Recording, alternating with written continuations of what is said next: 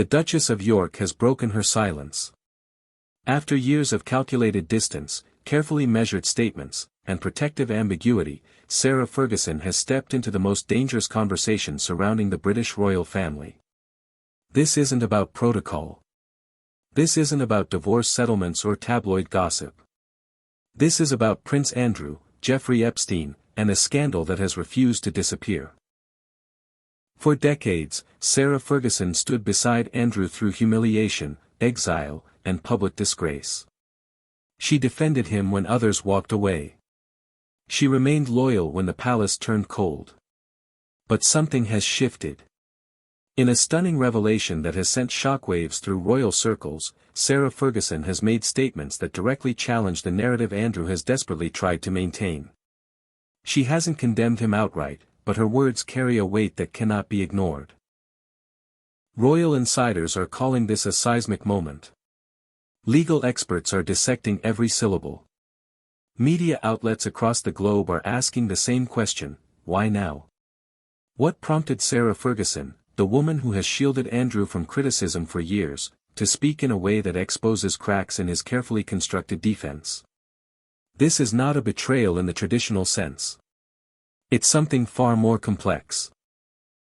It's a woman reclaiming her narrative while the man she once loved faces the consequences of choices that have destroyed reputations, fractured families, and left permanent scars on the monarchy itself.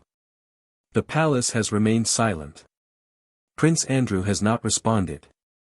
But Sarah Ferguson's words are now part of the public record, and they cannot be taken back.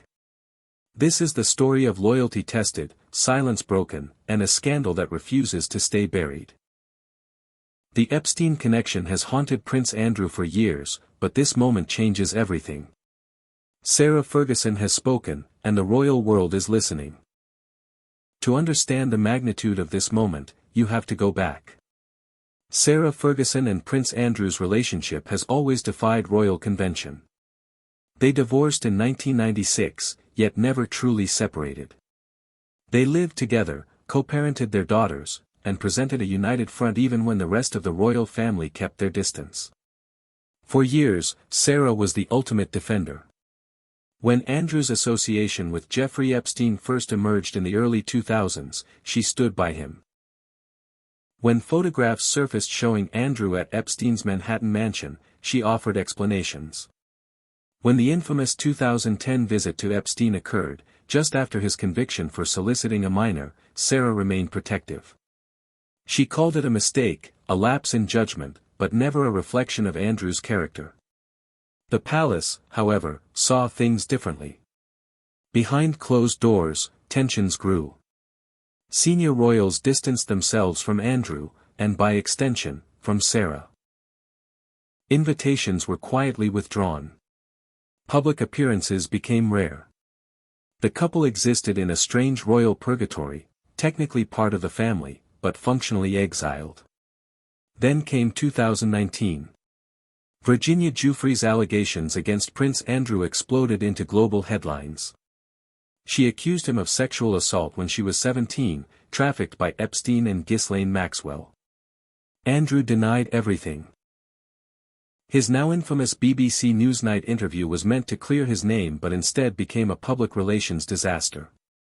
His explanations seemed rehearsed, disconnected, even arrogant. The Pizza Express alibi, the inability to sweat, the complete lack of empathy, it all backfired catastrophically. Through all of this, Sarah Ferguson stayed quiet. She didn't defend him publicly, but she didn't condemn him either. She remained present in his life, a stabilizing force while his reputation crumbled. Royal observers assumed this was the strategy: stay silent, wait for the storm to pass, protect the family unit. But silence has a cost. And after years of absorbing the weight of Andrew's scandal, something inside Sarah Ferguson changed. The first signs of tension appeared subtly.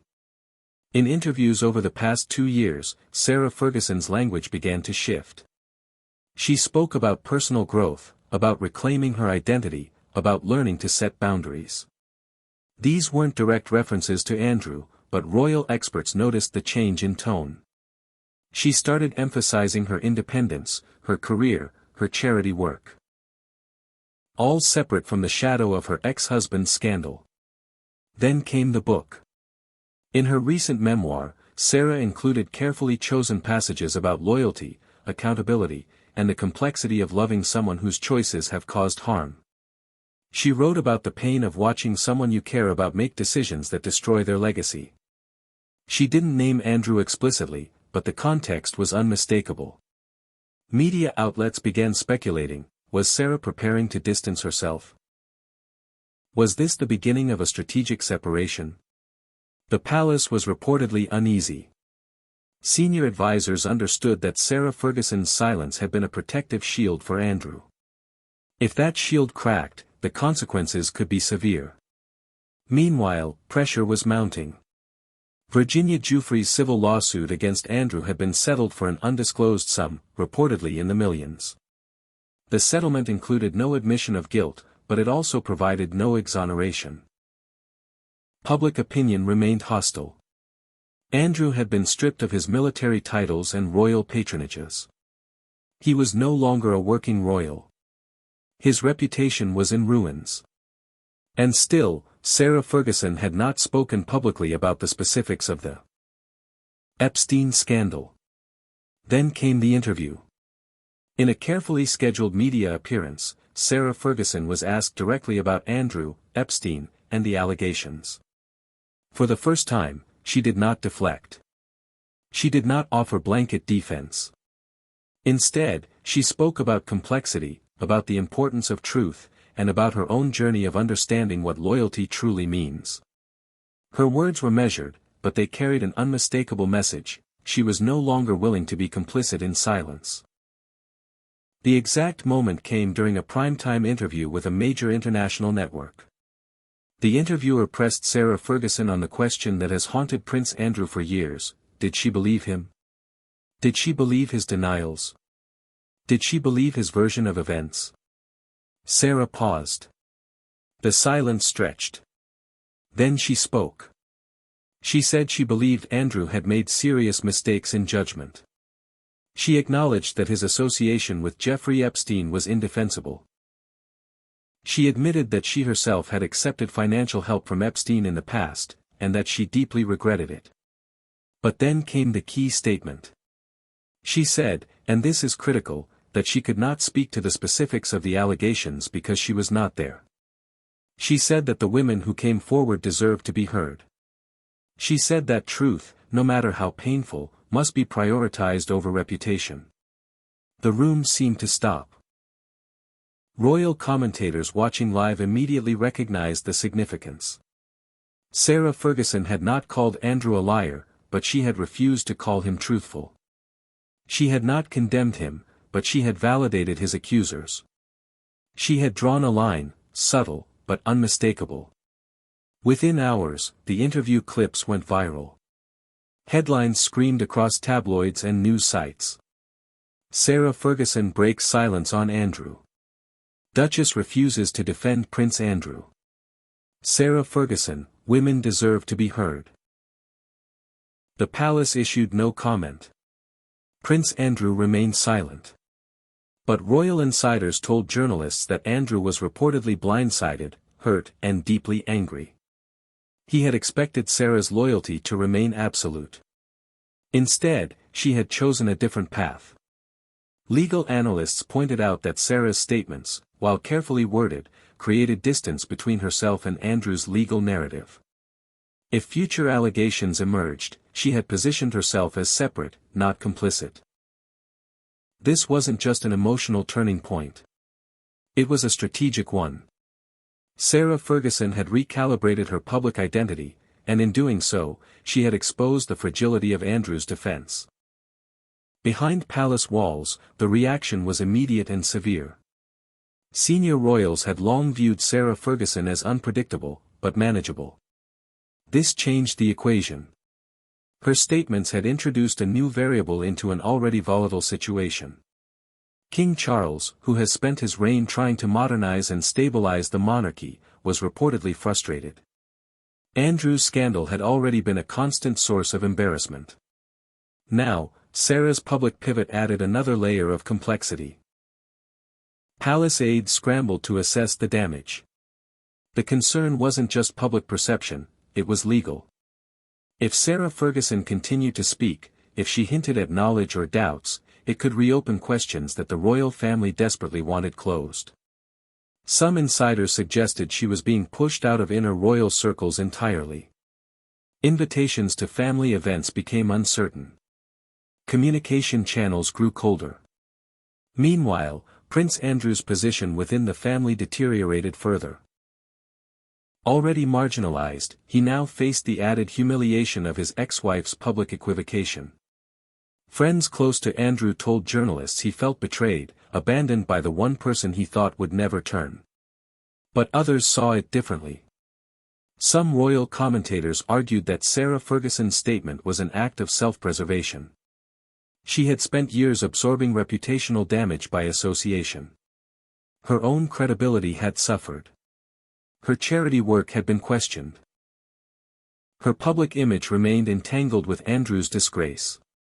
By speaking out, she was attempting to reclaim her narrative, to separate her identity from his scandal. Legal experts noted that her statements were carefully constructed to avoid defamation while still creating distance. She had not accused Andrew of wrongdoing, but she had refused to affirm his innocence. This legal gray area was intentional, strategic, and highly effective. Inside the York family, the daughters, Princess Beatrice and Princess Eugenie, were reportedly caught in the middle. Both had remained publicly supportive of their father, but privately, sources suggested they understood their mother's position.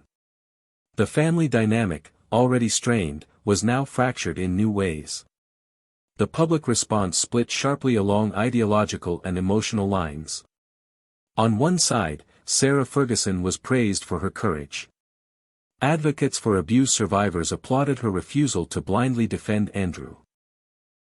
Commentators on social media celebrated her statement as a long-overdue acknowledgement of the seriousness of the allegations. Feminist organizations highlighted her validation of the women who came forward. Articles were written framing her as a woman who had finally chosen truth over toxic loyalty. On the other side, criticism was fierce. Andrew's supporters accused Sarah of opportunism, of abandoning him when he needed her most. Some tabloids suggested she was positioning herself for a media comeback, using Andrew's downfall as a platform for her own rehabilitation. Royal traditionalists argued she had violated an unspoken code: you don't publicly undermine family, especially when legal and reputational stakes are this high. British media outlets were particularly divided. Tabloids ran contrasting headlines on the same day. Sarah's brave stand appeared alongside Fergie's betrayal. Opinion columns debated whether she was a hero or a hypocrite. Television panels dissected her every word, searching for hidden meaning, coded messages, or signs of future revelations. Internationally, the story gained traction in the US, Canada, and Australia, where interest in royal scandals remains high. American media, in particular, framed the story through the lens of emphasizing the importance of believing survivors and holding powerful men accountable. Social media became a battleground. The royal family, already under intense scrutiny, found itself once again at the center of a global conversation it could not control. So where does this leave the royal family, Prince Andrew, and Sarah Ferguson herself? The truth is, the story is far from over. Sarah Ferguson's statements have opened a door that cannot easily be closed. She has positioned herself as a voice willing to acknowledge complexity, to refuse easy answers, and to prioritize truth over comfortable loyalty. But the consequences of that choice are still unfolding. Prince Andrew remains isolated, his reputation shattered, his future within the royal family uncertain. The settlement with Virginia Giuffre may have closed one legal chapter, but it did not restore his standing or credibility. And now, with Sarah's public shift, even his closest ally appears to have stepped back. The palace faces a delicate balancing act. King Charles wants a streamlined, modernized monarchy. Andrew's scandal is a constant obstacle to that vision. But he is still a brother, still family, still protected by the institution's instinct.